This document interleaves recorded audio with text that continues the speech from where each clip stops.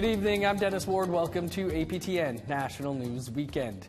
The RCMP in British Columbia have asked the courts for permission to expunge 14,000 exhibits of evidence that was used against Robert Pickton in the largest serial killer investigation in Canadian history. But the request is not sitting well with family members of Pickton's victims. APTN's Tina House has this story and a warning some of the details may be upsetting to some viewers. I truly believe that if these were white women, if these were their family members, there is no way that they would destroy this evidence, and there would be more people convicted. There would be more charges. At this press conference held by Justice for Girls, family members of a few of the victims of serial killer Robert Pickton say they do not agree with the RCMP wanting to destroy 14,000 exhibits of evidence collected during the RCMP's investigation.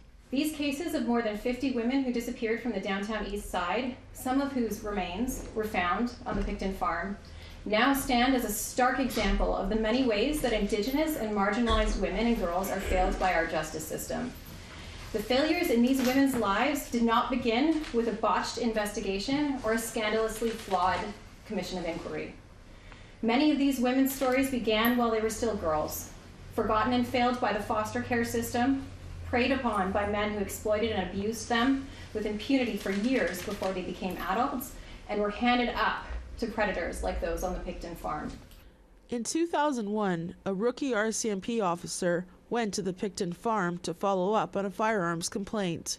He found a large number of women's clothing and other personal items, so an investigation was launched. Robert Pickton was arrested after human remains and DNA were discovered all around the property. Many were confirmed to have gone missing from the downtown east side. Sarah DeVries went missing in 1998. 4 years later, her DNA was found on the Pickton farm. Her daughters, also named Sarah, spoke at the press conference. It is incomplete. There is way more to this case than the general public knows, and families are willing or able to disclose for reasons we're not allowed to disclose.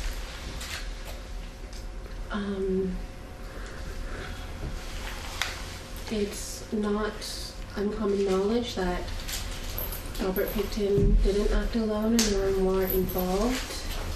And if you look at the history of cold cases, mostly all of that evidence is kept forever, pretty much. Why, in this case, are they trying to erase the evidence? After the RCMP investigation, Robert Pickton was charged with the murders of 26 women. The Attorney General at the time decided to try 6 of the cases and go to trial for the other 20 later on. On December 9, 2007, Pickton was convicted of second-degree murder on all 6 counts and given a life sentence with no chance of parole for 25 years. The other 20 charges were stayed after it was decided there was no need to go to trial since Pickton was already in jail. Lorelei Williams' cousin Tanya Holick, along with Sarah's mother Sarah DeVries, was part of that group of 20 whose cases never went to trial. Williams says she just read the evidence that was collected in the investigation. I forced myself to start reading it last night, and I wish I hadn't. I looked at the evidence that they have, and now my question is, are they destroying all of that evidence? And there's some evidence in there that it should not be destroyed by the RCMP. It should not be destroyed. Dr. Sasha Reed specializes in Canadian cold cases and serial killer homicides. Despite what the RCMP may say about this being a complete investigation, it is not. It is of the utmost importance that we preserve this evidence. The RCMP did not respond to our request for an interview, but they did say that they are not authorized to retain property indefinitely. Tina House, APTN National News, Vancouver. The federal government is going ahead with implementing a national action plan to end gender-based violence. It announced over $18 million in funding over the next 4 years. The announcement came at the Mi'kmaq Native Friendship Centre in Halifax. Parliamentary Secretary to the Minister for Women and Gender Equity and Youth, Lisa Hefner, and Jill Balser, Nova Scotia's Minister for the Advisory Council on the Status of Women, launched the 10-year plan. It will focus on prevention and better response efforts. Halifax's Friendship Centre will receive over $700,000 over the next 2 years. Centre Executive Director Pamela Glode-DeRoche says solving gender-based violence is complex. We have, families that just cannot or feel they cannot leave a space because they have no place to go. It puts their kids at risk. So how are we going to help address those pieces? How do we pull all the different levels from housing and homelessness to on the ground from our Jordan's Principle program? Like, how is it all going to work? Step forward in Manitoba this past week to address the strained relationship between the RCMP and Indigenous peoples, while also trying to address the high rate of violence against Indigenous women. Indigenous leadership and the Manitoba RCMP announced on Thursday the creation of a joint action circle to speak to the violence against Indigenous women, girls, and 2S LGBTQIA+ peoples. The Manitoba RCMP says it has looked at 10 components that it could address in the MMIWG National Inquiry's 231 calls for justice. The Indigenous-led, survivor-centric Joint Action Circle will develop a plan to do something about the high rates of violence against Indigenous women in the province. In the last 3 years, RCMP say Indigenous women make up 21% of all homicides in its jurisdiction. The Circle will be holding its first meeting in January. Today is a pivotal moment in the relationship between First Nations and the RCMP, a relationship that has been long and at times strained for our people and for our First Nations. We anticipate the opportunity to work towards a common goal of improving relations for a more equitable, mutual, respectful, and trusting relationship between the RCMP and First Nations in Manitoba. A Mi'kmaq fisher was in Digby Provincial Court on Monday. She hoped to face the people who took a crate of lobster off her boat back in the summer. Angel Moore reports. I'm here in front of the Digby Provincial Courthouse, where 3 people were expected to plead guilty or not guilty, but no one showed up. All 3 are charged for theft under $5,000, and 1 person is charged for assault. The incident was caught on tape by APTN News. You can see 4 people in a small boat loading a crate of lobster from Francis's boat. The lobster was harvested earlier that day by Cheyenne Francis of the Sabaganagity Mi'kmaq Nation under her community's moderate livelihood management plan. She came to court to face the people who took a crate of lobster off her boat last August. Like I said, I wish that they showed up and had it done and over with, manned up about it. Most of the community members know if they want anything, come and ask me and we'll make arrangements to give whatever you need or want. After police released photos of the suspects, 3 people turned themselves in at the Digby RCMP detachment. Police are still searching for the 4th suspect. Presiding Judge Timothy Landry issued a warrant for the arrest for a 24-year-old man from Brighton, Nova Scotia. He is also charged with assault. The others charged 34-year-old man of Brighton, Nova Scotia, whose father appeared on his behalf. The 3rd person, 54-year-old woman of Harrietsfield, Nova Scotia. She called into court and is in the process of finding a lawyer. The police have not released the suspect's name. All 3 are scheduled to appear in court in the new year to enter their plea. Angel Moore, APTN National News, Digby, Nova Scotia. New legislation has been tabled on clean drinking water for First Nations, but not everyone approves. That story and more coming up after the break.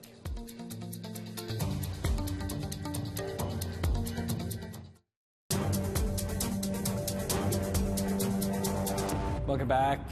Indigenous Services Minister Patty Hajdu tabled legislation earlier on Monday that promises to ensure First Nations have access to clean drinking water for generations to come.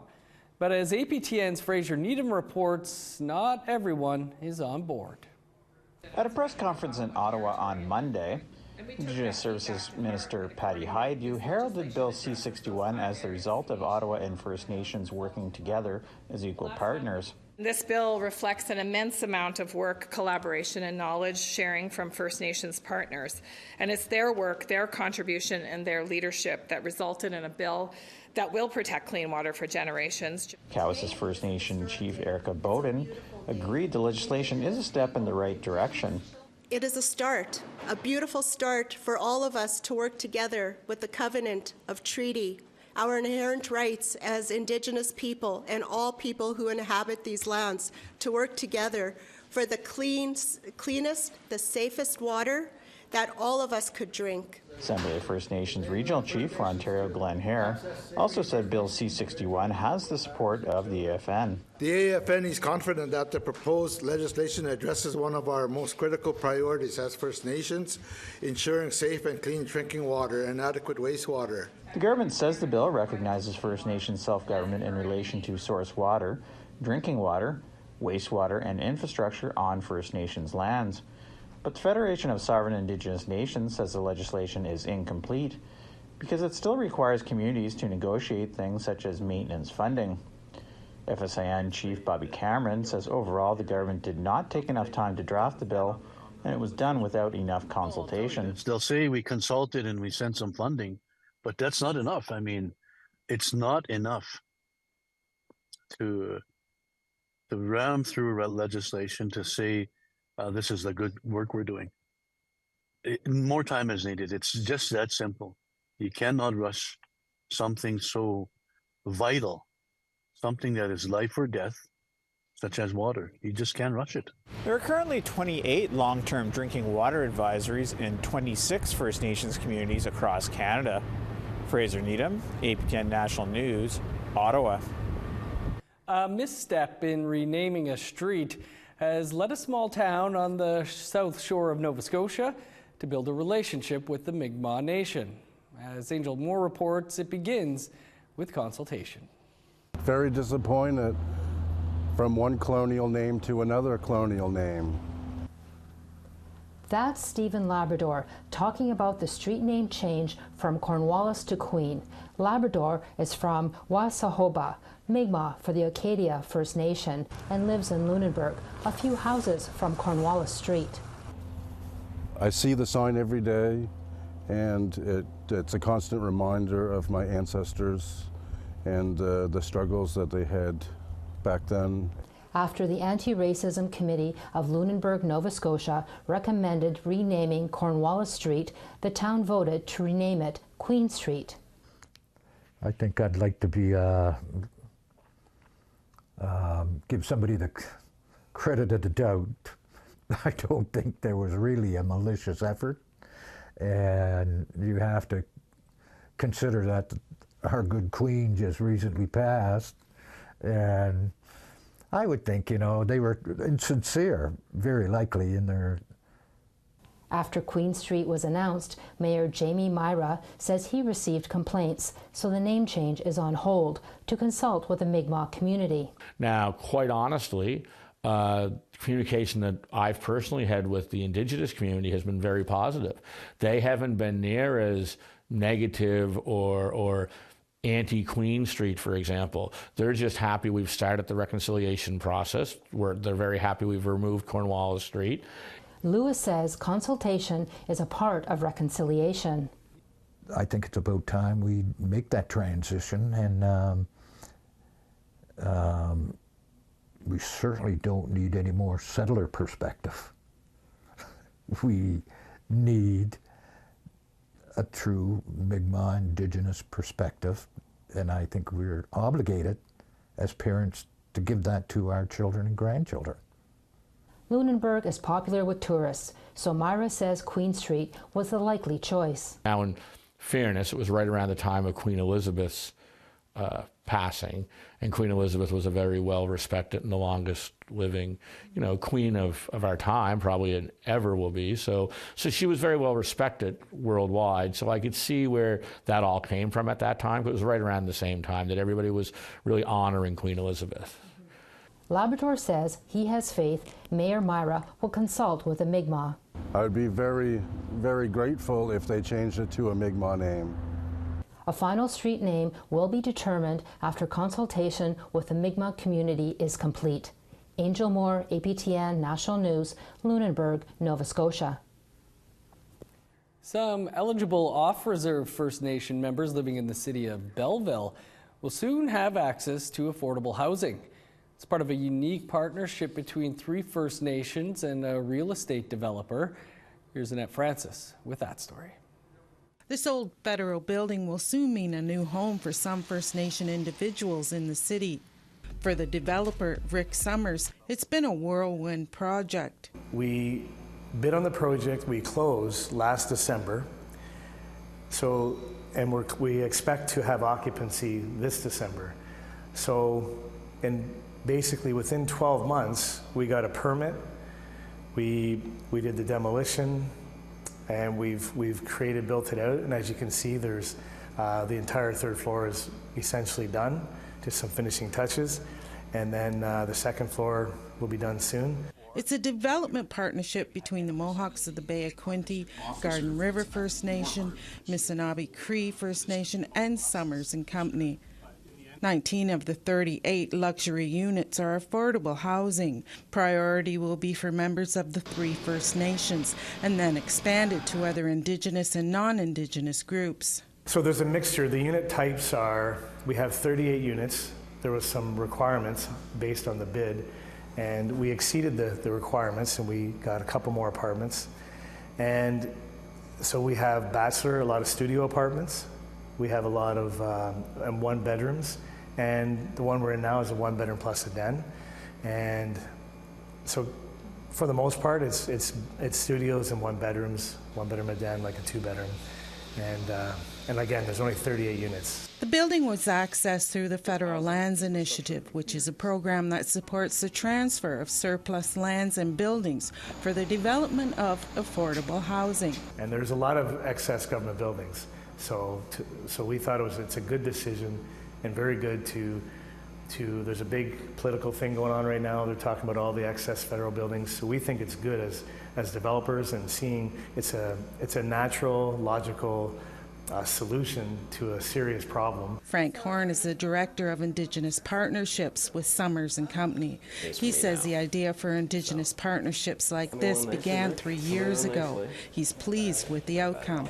I'm hopeful that the partnership and the City of Belleville and all the partners at the table are as excited as I am.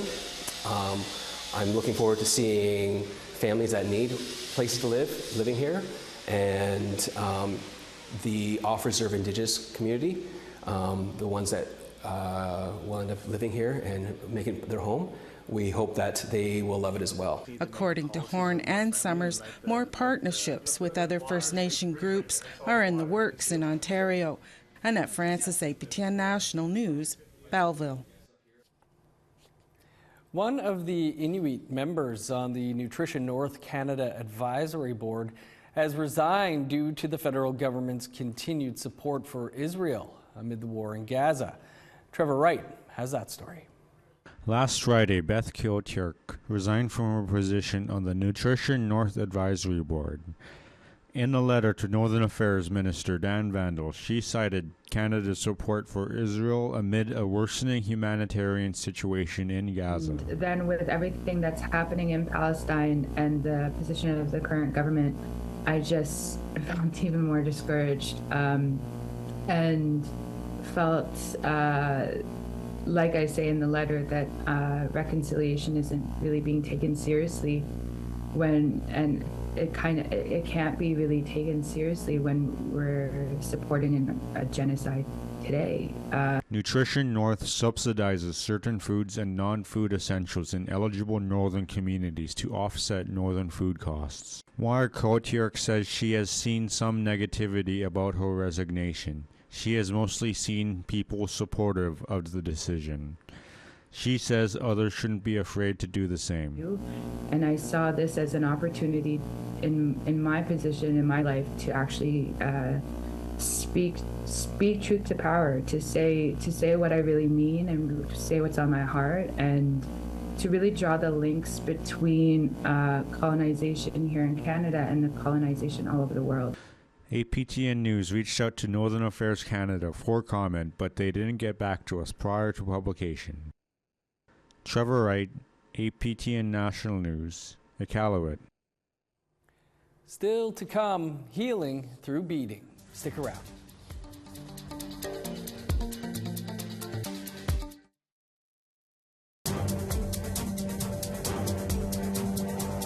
Welcome back. A political organization in Manitoba has started a healing program for people suffering the effects of several social and spiritual issues.